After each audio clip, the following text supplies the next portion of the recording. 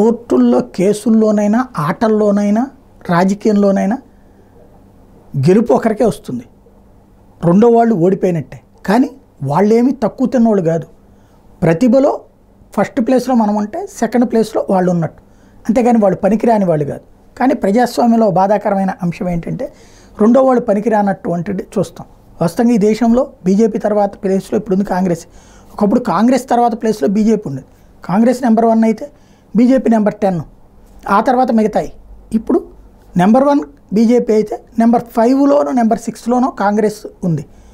అది 10కి వెళ్తుందా లేదనే చూడాలి. ఎందుకంటే అప్పట్లో 2 సీట్లు మాత్రం బీజేపీకి, తర్వాత క్రమక్రమంగా ఎదిగింది. ఇదేమో పైనుంచి 400 సీట్ల నుంచి దిగుతూ వచ్చింది.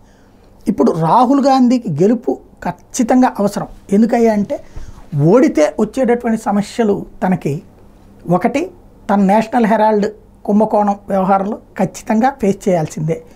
అదే కాంగ్రెస్ అధికారంలోకి వచ్చిందంటే ఆ కేసుల్ని విత్డ్రా చేయించేస్తారు సైలెంట్గా, అదే సిబిఐ నుంచి వాటి నుంచి, అదే ఈడీ దగ్గర నుంచి వీటి నుంచి.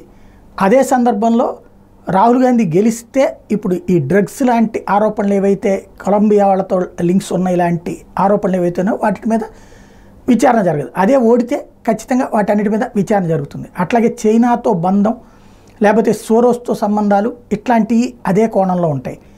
రాహుల్కి విజయం చాలా అవసరం, అంతర్జాతీయ సంబంధాలని తను సస్టైన్ చేసుకోవడానికి. రాహుల్ ఓడితే మొత్తం నెక్స్ట్ 2029 నాటికి పెను ప్రమాదం, అసలు టోటల్ గాంధీల కుటుంబానికే దాపురించవచ్చు. అది మర్డర్లు, మానభంగాలు, కొట్లాట్లు కాదు, వాళ్ళ జాతకాలు మొత్తం బయటికి తీయడానికి సిద్ధంగా ఉంది బీజేపీ గవర్నమెంట్.